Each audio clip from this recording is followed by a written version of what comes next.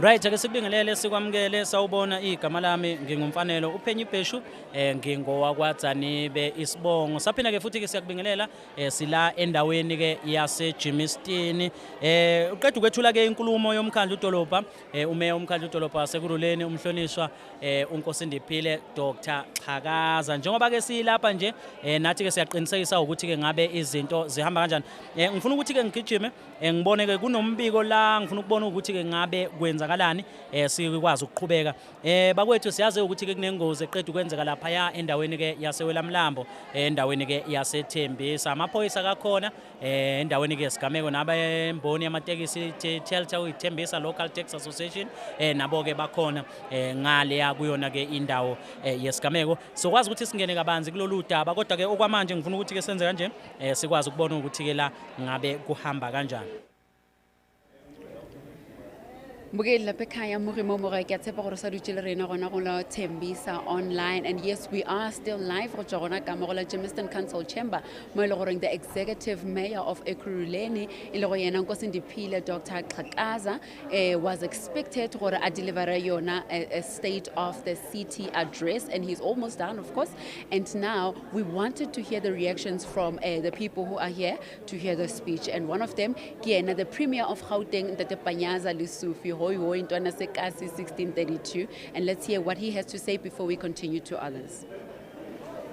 Which is the kind of leadership that we need. We hope Tshwane will follow. I had a serious discussion with the executive mayor. He assured me on the basis of what happened at Matlanga Commission yesterday, he's scheduled to make a public pronouncement on some of the actions they're going to take. As I said, it's a breath of new fresh air because we're working together with our local authorities. In the last 3 years, it was extremely difficult to plan together, execute plans together. But now, you can see all municipalities are cooperating with national government, are cooperating with provincial government. And to us, that's very important because in the ultimate end, we serve the same citizens. There's no citizen that is provincial government. There's no citizen that is national government. There's no citizen that is local government. We are all citizens. And if all these governments can pool resources together and service them. For Ekurhuleni to ensure that they provide water below what Rand Water has given them, it's extraordinary if you compare it with other municipalities. Itini oi oi nani? Oi oi! Sabonga. Can you just get a picture?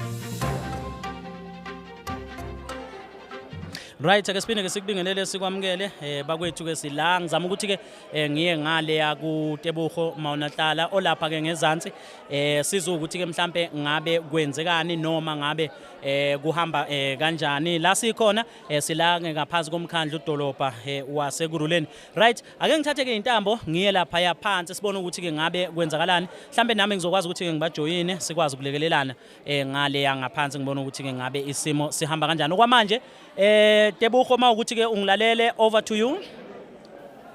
Murimomoga ke bushele nna ke go dumedisa tšatšing la lekgono jwale ka ge a tšhilo yena Mfanelo Phenyi Bheshu wa kwa Dzanibe gore tšatšing la lekgono we are still gona ka mo go la council chamber in Germiston mo le goreng the mayor of city of Ekurhuleni o be a delivera sona speech, and next to me ke na le one of batho ba le goreng be ba le gona tšatšing la lekgono, and also we want to hear from them, and again the mayoral candidate ya DA from Thembisa. I want to introduce you, but I think I'm going to mess up your name, so I'm going to allow you to introduce yourself to the viewers at home.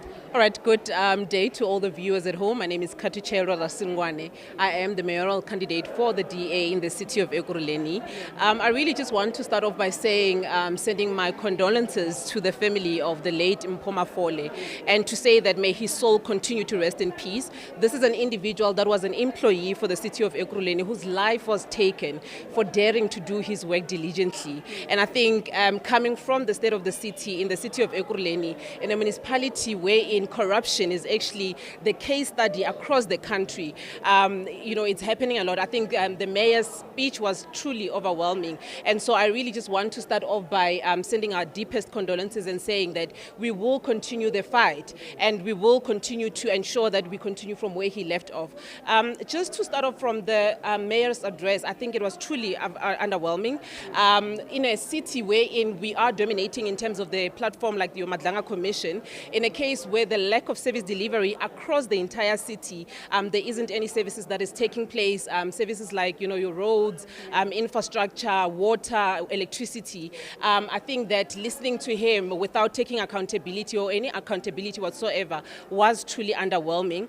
What we got to hear from the mayor was a mayor that has been on the system even prior to the 2021 local government term. He was an MMC for finance at some point. He is currently the mayor, but there was no sense of accountability that came from a person that had such a privilege to be able to lead the city. And so that is quite very disheartening for the people of Ekurhuleni. It is disappointing. I really want to touch off from the issues that were highlighted. He spoke about suspending individuals or officials rather that are compromised within the Madlanga Commission or that are being mentioned. And with his address, with him, talking to us about that, he mentioned, in terms of what are the time frames in terms of the investigation that is taking place, what are the outcomes that they're coming into, what is this, suspension costing the people of Ekurhuleni who are responsible into paying, their salaries. And so that was quite very disappointing as well. But he also speaks about, issues of, electricity connection. He spoke about the bringing over 3,287, illegal electricity connection rather, that will take place, as well as 500 million that is going to be budgeted to ensure that they address, the issues within the power stations across the city. But even with that, he doesn't communicate in terms of the, the plans. When will these take place? When will this, be concluded? And you would have wished for a city such as this one that has been in the headline for bad things, that when he communicates into the city, he brings us into confidence in terms of this is the plans that we have. This is when we plan to start with those, projects, so that it can bring some sense of confidence. Because the resident of Tembisa, the resident of Captain Park, the resident of Benoni goes for weeks without electricity. They go for a week without, power, and there isn't any communication from the city. There isn't any turnaround time in ensuring that people are brought into confidence in terms of, well, you lost water today, you lost electricity, it should be restored within 24 hours. And so I think his State of the City address was quite very underwhelming. And we really just want to say, as the Democratic Alliance, we will be coming in November to ensure that we restore the dignity of this city. I mean, you would have listened. The city of Ekurhuleni is one of the city in Gauteng province that has the highest in terms of percentage of unemployment. This is for youth, citizen that might want to have a job opportunity. Throughout his entire speech, he said nothing about, job opportunity. He mentioned nothing about, creating opportunities for people to get, job opportunities. He mentioned nothing about poverty, and our people still lives within, affected by poverty. And so this is what we will be saying, to say we are here as the Democratic Alliance. We are ready to take over. We are coming with plans that is going to restore the dignity and get the city of Ekurhuleni working again. Honorable, thank you so much for your time. Thank you. We go to the Democratic Alliance ba bolela ka mogolong re bona a ba thaba le gati ka speech se le gore se deliverile ke ena the executive mayor of Ekurhuleni Nkosi Ndiphile Xhakaza ka gore yalo mfanelo back to you. Asibonga kakhulu ke kuye uTebogo Mawunahlala njoba ke sinaye la siyabonga Tebogo sazophinde sibuye kuwena ukuze sithole kabanzi ukuthi ngabe kuhamba kanjani nanokuthi ke mhlambe ke wobani abanye osunabo mawusukwazile ukuthi bathole sizoza kuwe ngifuna ukuthi ke ngibheke la ukuthi ke mhlambe ikuphi ke okunye noma ke ezinye zezinto imeya ekwazile ukuthi ke ikhulume khona ke esikubukayo imeya umkhandlu udolobha wasekuruleni ikakhulukazi ke einkingeni esibhekana nazo ngiyazi ukuthi ke la kunemali okuyizona eseqinisekiswa ukuthi ke mhlambe ke sizokwazi ukuthi zisebenze kunemali ke okubekwa khona ukuthi ke izokwazi ukulwisana ke nezinkinga esibhekene nazo ezithinta ke amandla kagesi 500 million has been invested in tackling lapha ke sikwazi ukubona. Alright, yeah, sizoqhubeka sikutshele ukuthi ke ngabe kuhamba kanjani okwamanje ngiyazi ukuthi ke uTebogo mawunahlala use ready ukhona ke asekwazi ukuthi ke abe naye lapha yazokwazi ukuthi ke akhulumisane naye right Tebogo mawukuthi ke usumi ngomumo sizokwazi ukuthi sikubhekile siyakwazi siyakubona musu right sizokwazi ukuthi ke size kuwena sikwazi ukukhuluma sibone ukuthi ngabe kuhamba kanjani ngiyazi ukuthi ke mhlambe uzama ukukhuluma ne-mayoral candidate yayo ke lapha i-action SA uXolani ke owaziwayo ngimbonile bese duze kwakho ngabona ke emuva mangabe ke sekumngomumo se right sizokwazi ukuthi ke sibone lapho nje bese ke siyeza kini okwamanje uma isesondele sizokwazi ukuthi ke sithathe intambo siyiphonse lapho kunina ebengisakhuluma ke ngakho la iloko ke okuthinta ke imali ezoinvestwa emenyezele u500 million lapha yana ke einkingeni ke zokwazi ukuthi sibhekane ke namandla kagesi siyazi ukuthi ke la into ethinta ke u20 million izokwazi ukuthi ke lapha ke iinvestwe ekuzameni ukwakhiwa kabusha kweziteshi ke lapha lezi ke ziphaka amandla kagesi ke endaweni iyasethembisa ilokho ke okubalulekile ngicabanga ukuthi abantu ke noma ke izakhamuzi zalapha yana ke ethembisa zizokwazi ukuthi ke lokho zikujabulele njengalokho ke ememezele yena ke umeya indaba lezi ikakhulukazi ke iziteshi ke iphehla amandla uzokhumula ukuthi usubstation E no substation D izona iziteshi ke lezo eziyaye zihluphe kakhulu ke nangawo ke la amandla kagesi kanti ke u10 million uzokwazi ukuthi ke nawo ke ubheke ukuthi ke ngabe kulungiswa kanjani impahla eyonakele noma impahla okuyiyona ekungazange nje kuhambe kahle na ngendlela ke efanele mawukuthi ke uTebogo usemtholile azokhuluma naye sizokwazi ukuthi sithathe intambo sigijime ke siye kubona lapha ya ake ngibheke ke okwamanje mawukuthi ke wena ukwazile ukuthi ke usibone noma uzwe ukuthi ke ngabe ke kukhulunywe kwathiwani kusona ke state of the city address ungakwazi ukuthi ke uxhumane nathi sixhumane nawe ukuze ke sikwazi ukuthi sibone ukuthi ngabe izinto ke zihamba kanjani ngaphambi ukuthi ke siqhubeke ke ake ngibheke la ukuthi ke wobani uAbednego Nico Mulawudzi uthi ke indaba ezinhle lezo good news njengalokho ke sikhuluma naye nje abantu abaningi ke bababaza ke ingozi eyenzeke lapha ya eduze kwesiteshi samaphoyisa ethembisa South kubuya ukuba ke ikhumbi ngokwembiko esitholayo kubuya ngaba kubuya ukuba ke ikhumbi lelahlekelwa nokho ke lapha ke lahluleka ke ukuthi ke libreak abantu ke base ke besabela impilo zabo begcine ke sebephuma ke imoto ke ihamba kubuya ukuba ke kunowesifazane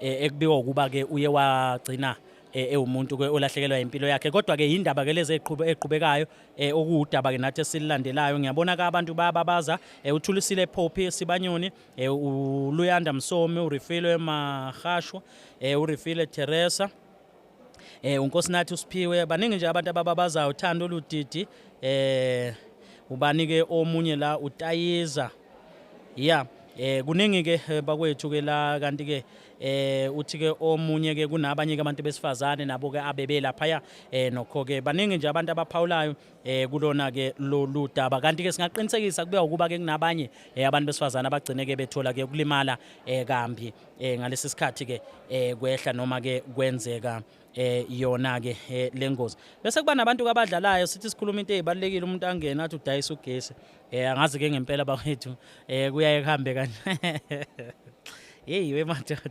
hey kunzima ngempela kunosisi la bengifuna ukumphendula la yeah kubalekile ngiyaphendulana mina umdalo wami ngaphambi ukuthi ke siye kuTebogo la umbono mawunombono ubosithumela umbono wakho ngoba njengoba manje ukhala ngokuthi indaba yamagawuni you are losing focus ayikho focus esiluza uyabona nje manje sikuphi semsebenzini sifike kusenda siphuma endlini ngo5 uyayibona leyo nto leyo okubalekile ke mawukuthi ubona ngathi siluza ifocus ushiftele yeah ngoba siyayazi lento esiyenzayo mawusubona ngathi hayi ngathi sekufudumaleke kakhulu ekhaya yeah uyachifta or siyablocker siphuma kuba abantu ngoba esikwenzayo siyakwazi sibika ngeengozi sibika ngezinto ezenzekayo emphakathini so nje kulula la ekhaya akukhokhiwe la ekho umuntu okuthi ubhadalela ukuba la ukuthi abe ingxenye yalomsebenzi ke esiwenzayo ngiyabona ke lapha ke kuyaphithiza ethembisa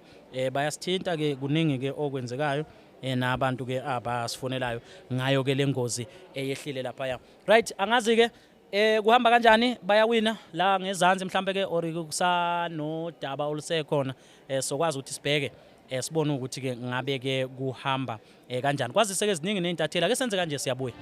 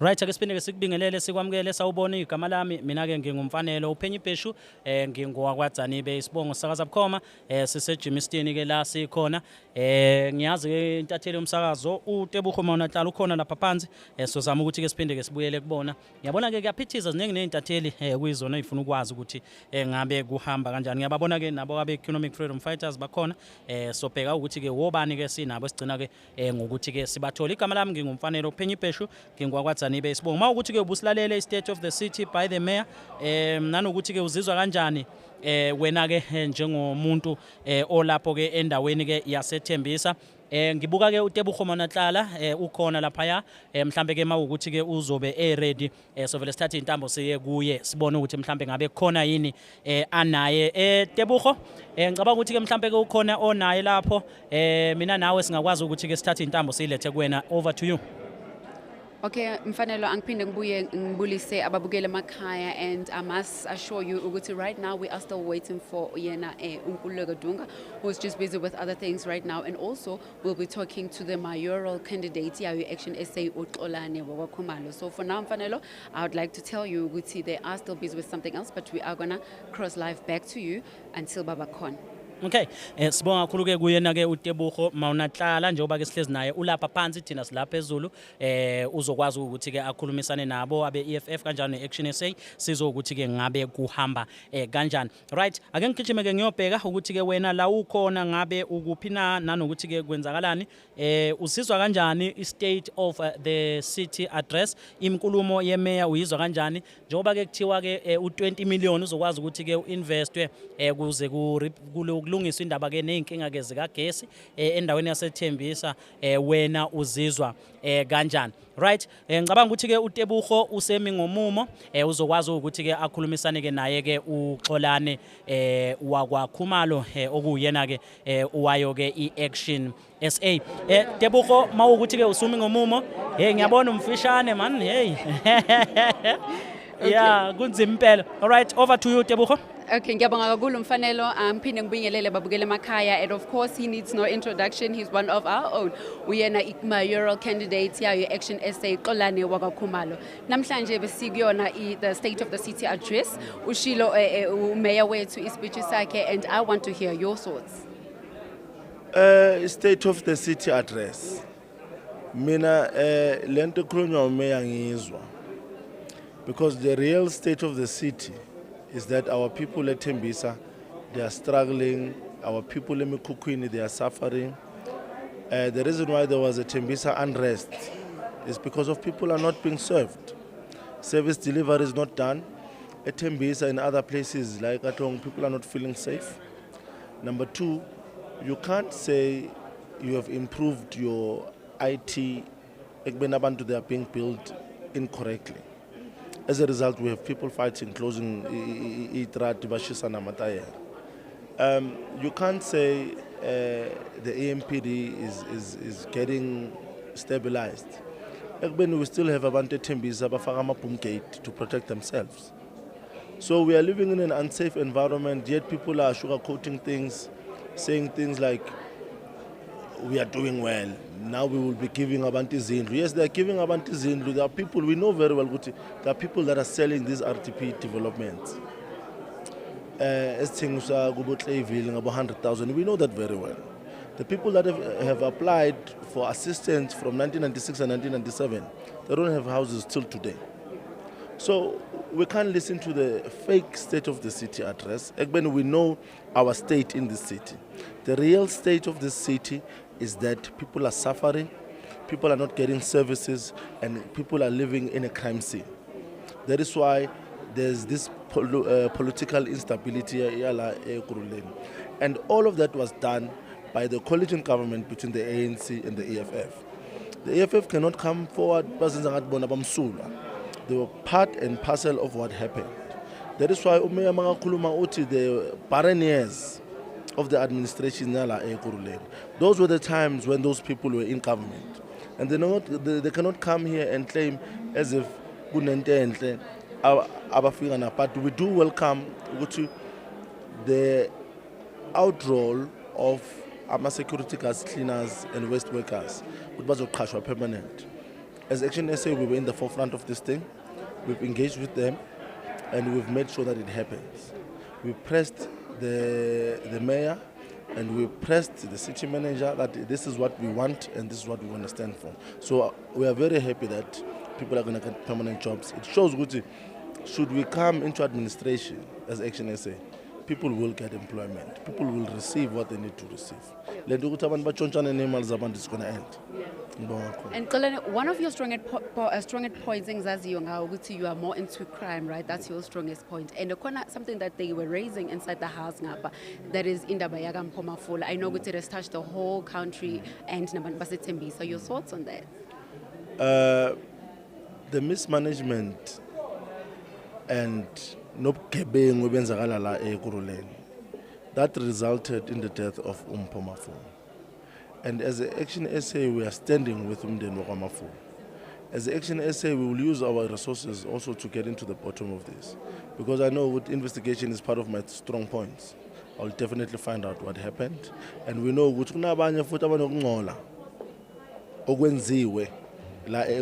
but they stand in front of the people, servants. They are working for the people.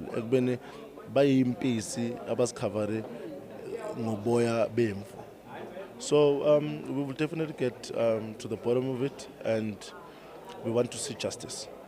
Yes. Thank you so much for your time. Mfanelo nababukela emakhaya nazizwela from yena a mayoral candidate uXolani Khumalo uyasho ukuthi bona as i-Action SA they will make sure ukuthi justice is served and bathi bona by-Action SA bamanawo umndeni wakwaMafule ngeloss yabo yaka Mpho Mafule. Ngokusho kanjalo Mfanelo, back to you.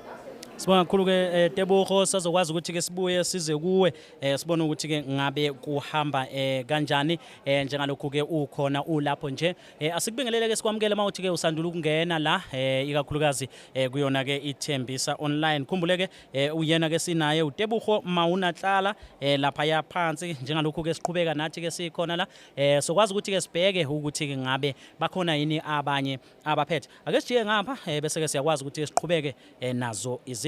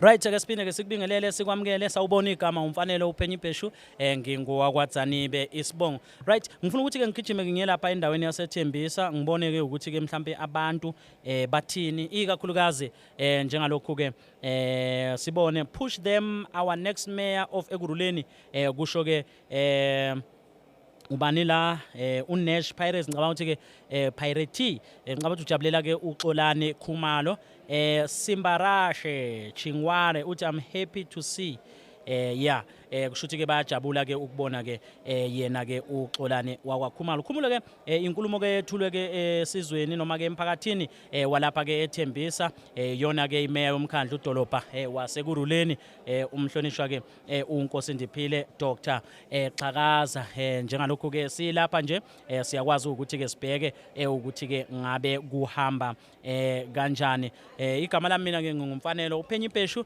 ngingowakwaDzanibe isibongo. Right ake senze kanje ngibona ukuthi ke sizokwazi ukuthi ke sibathole yini lapha phansi.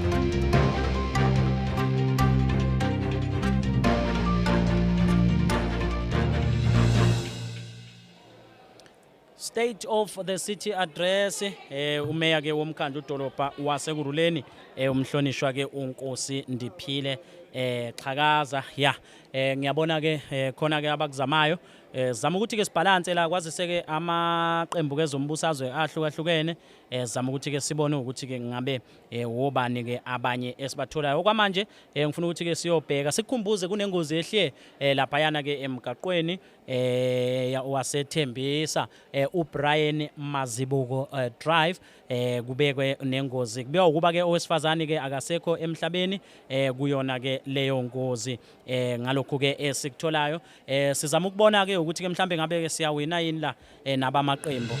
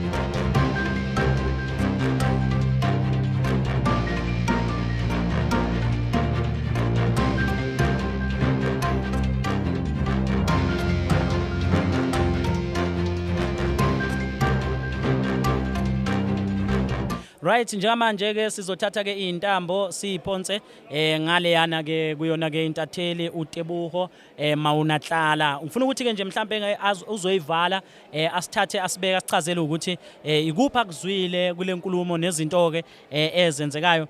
Tebuho ngiyazi ukuthi unami njengamanje, please take us through your insights, your reflection bese ke siyakwazi ukuthi sivale ubuye ngakumina Nkosazana. Ngiyabonga kakhulu umfanelo Murimo Mogae tshela go ndidira ke tshetseng le lekolo. I must say gore some of the political members are not really happy about what they had, specifically yona Democratic Alliance Action SA babulela ka taba gore this speech is not new at all. It's very familiar. They've heard such promises before. Now they're worried gore why there is no time frame of some sort. The mayor akatshepisha gore on this time he will definitely deliver yona the speech tshela gore o re file tsona go ba di promises rather tshela gore o re file tsona. And one of the things mfanelo engizwile lapha phakathi uyasho ukuthi bona baya confirm ukuthi every day is a title deed day, meaning they are handing out ama title deeds every day. That is according to him, but I heard the house ukuthi yaba nesquabble nyana ngayo leyo ndaba, but we are not so sure about that, and some of the political parties nabo abekho sure at all about that. And he also mentioned yena executive mayor ukuthi by June there'll be houses ukuthi they are handed over to abantu wena Tzanibe. And one other thing that he also mentioned engijabulise kakhulu ukuthi finally the bridge iyakwazi ukuthi iphele, because I remember back in 2024 to be specific baye vakashela yena Alderman Nkosi Ndiphile Xhakaza ahambisana ne former city manager wase Ekurhuleni uImogen Mashazi bayobheka lelo bridge, so bayasho ukuthi baqedile. But before I close mfanelo, I'd like to bring in one of the delegates bebakhona lapha phakathi ukuthi sizozwa ama thoughts wabo elangeni lanamhlanje. Mama, good to have you. You can introduce yourself to the viewers at home so that I don't butcher your name, and then you tell us your thoughts about today. No, thank you very much. Igama lami nguphelisa Ngunjana, the elder woman in the city of Ekurhuleni. I'm responsible to whip the council. I'm also the ANC chief whip. So I'm going to speak as the ANC chief whip today, as we are to tell you what we are expecting to the soccer, what we are expecting in the soccer from the executive mayor as per his speech. Number one, we are glad because the executive may address the issue of the capital project. Because we know that in Ekurhuleni, since the ANC was not governing, we had different political parties that were governing. And I must say, without contradicting myself, that some, because of this collaborative, they lead in governance without the experience and the capacity. So we have projects in the capital project that are not complete. We also have the operational project, whereby when you go to our customer care centers or our facilities, you find them dirty. Therefore, in the speech of the executive mayor today, address the issue that from today, since we are in charge of the mayoral committee, they are going to do the maintenance project in the city of Ekurhuleni. Because mangabuwa Ekurhuleni, uyabona ukuthi amadami nama-lakes angcolile, uyabona ukuthi utshani bude, nanoma niyobhadala ama-services, niyabona ukuthi kungcolile. So in the budget that we're having, that is going to be presented tomorrow by the MMC, that issue is the part of it to be resolved, including the issue yama project ebewangaqedwanga, we call them capital project. In the speech of the executive mayor of Isoka, these issues are going to be addressed, of which is going to assist us as the community of Ekurhuleni who are representing them to live in a conducive environment. Thank you. Alderwoman, thank you so much for your time. Pleasure. Mfanelo uizwele mbukele nawe lapha ekhaya uizwele kiyatshepa gore kamkalana le kwele gore tsatsing le khono go sepetse jwang. Before wasting any more time, Mfanelo, back to you. All right, siyabonga kakhulu Tebogo Maunatlala, siyabonga kakhulu inkosazana ke lapha ngiyathemba ukuthi ke nokho ke yonke into ke ihamba ngokohlelo noma ke futhi ke ihamba kahle. Sibonga kakhulu njengalokho ke ukwazile ukuthi ke usithathe ke usibeke. Thank you so very much. Into ebengifuna ukuyizwa nje ke okugcina Tebogo ngoba ngiyazi ukuthi umuntu wefashion umuntu wenqephu. Your insights, uyibone kanjani inqephu? What are your insights? From there then you can bring back to me Sivale, bonile abo MMC abo banibani. Just tell me about the fashion. Thank you. I think, Mfanelo, when it comes to fashion, I must say, people are really dressed up. You know, I mean, we've seen the sauna, we've seen also many events of this magnitude. They go all out, and I must say, no, indeed, the people of Ekurhuleni did represent. I saw some others are wearing their Xhosa regalias. They're looking so beautiful, and I saw men in suits. They're looking so good. Mfanelo, so ngingasho ukuthi no cha red carpet bayinyathele kakhulu kwabonakala ukuthi no they are people from Ekurhuleni. Let's just hope ukuthi they are not just dressed well. Nemisebenzi yabo izoba mihle njengoba nabo babahle. Ngiyabonga kakhulu Mfanelo. Sibonga kakhulu ke kuye uTebogo Maunatlala. Igama lami mina ke ngingumfanelo uPhenyi Bheshu ngingwakwadzane besibongo. Umsebenzi ke lo esiubambile noma ke siwenza ke ngokubambisana nezinsizwa ke okuyizona ke sinazo ke kulolu suku lwanamhlanje. Yey bakwethu Tebogo Maunatlala, thank you so much. Banele Brazo Sondlo insizwa ke usihle ke umfoka ngwini kube ke ubani na uyena ke uKapede drone pilot. Siyabonga kakhulu sibonga nakuna ke abakwamasipala ngokuthi ke bakwazi ukuthi ke basinikeze leli thuba sikwazi ukuzosakaza bukhoma. Kuningi ke esengakuhlaziya siyithembisa online. Kodwa ke sibonga ukuthi nawe uhlale nathi kusukela ekseni kuze ke kuzoba manje. Asibabongele abasekuruleni bayakwenza ukuthi umsebenzi wenzeke kalula. I-council chamber yabo it's very welcoming. Uphezulu phansi ngokwemshini nayo yonke leyo nto leyo.